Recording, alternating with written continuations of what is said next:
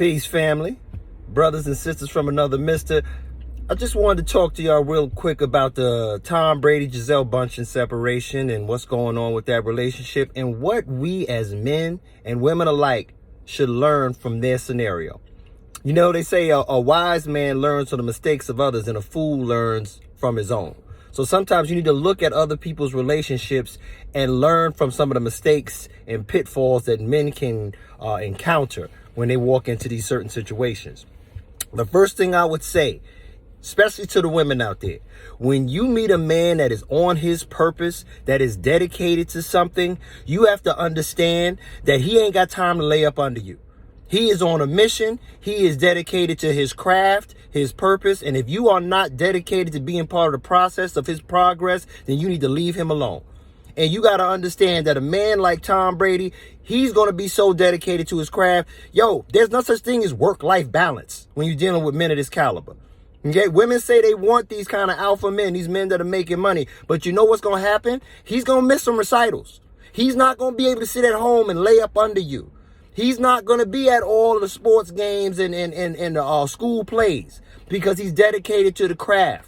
And sometimes that's just part of life. Kobe, Jordan, Tom Brady, LeBron, their spouses or the ones that are still together with them, they understand that. And they support the man. Now, this is no disrespect to Gisele, because I'm sure she has her own thing because she's a supermodel. But it's a lot harder to play football at the highest level in the quarterback position than it is to walk back and forth on a runway. All due respect. Another thing I would tell y'all is that the person you had is the person you have. She knew this man played football. She knew he was dedicated to a sport that's dangerous, but she thought she could make him over. That's just as silly as a man. You meet a woman, she got a fat ass and she's wearing scantily clad clothes and poom shorts. And then the second you make her your girlfriend, you trying to cover her up. No, that's not how it works. You can't make people over. People decide to do what it is they want to do when they are ready. You can speak to them, you can nag them, you can pray over them, but you cannot make another person over. Okay, so that'd be another thing I would tell you. The third thing I'll tell you, men, is when a woman is checked out, no amount of money, gifts, good deeds, or thoughts of loving words you say are going to get her back.